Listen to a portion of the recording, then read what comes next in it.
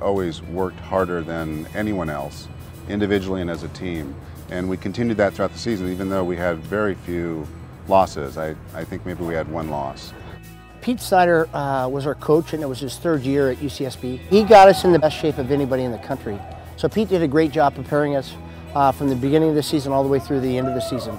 And he had a psychology PhD, and he was able to manage and mold a lot of different personalities. This place would just be packed for our home games. It would just be so loud. And you'd hear from guys that played for other teams, and they just, didn't like to come play here because it was just an intimidating place to play. Towards the end of the season, it was clear that we were the dominant team in the league. Every player on that team was tough, and you could count on them.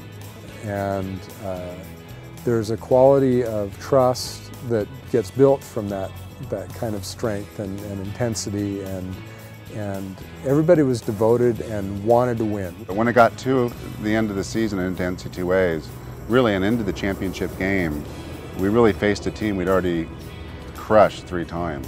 We were pretty confident that we'd win that game. And in fact, we won it by, I think the score was 13-5, which was the largest margin ever, and that record held for like 20 years or something. We're the little school with the gymnasium with one banner or no banners, and here we get to fly our flag. And so we're going in there, and really the David and Goliath syndrome was, it's a lifestyle down here to begin with. And then to come down here and have this lifestyle and actually win at that level was unheard of. It was one of the greatest accomplishments that I had been a part of my whole life. To capture their first national championship at UCSB, to be a part of the group, and to see what has transpired over the last 35 years. We had great team chemistry. I mean, we were really good friends. We hung out together, so it was, we were a close-knit group, and we still do. We still hang out. We still play Masters water polo together.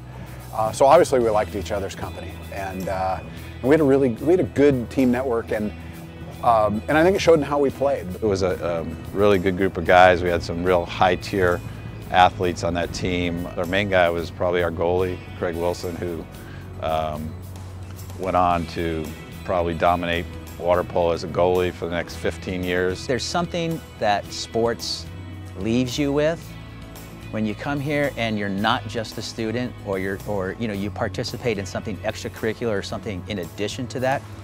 It's another facet of your character, and I think that's what blends itself. It weaves yourself into what you do for a living. It strengthens what you believe in, and what your moral fiber is about. I don't know of any other college that's had a championship team that's stuck together and played like that over the years. Of course, we've had people having kids and raising families, so we have people drift in and out for a year or two. Of course, we have injuries and things like that. But for the most part, to have that group of guys stay together, pretty much the core guys stay together and still playing, is I don't know, I think it's unprecedented. I don't think you could find another story like that out there.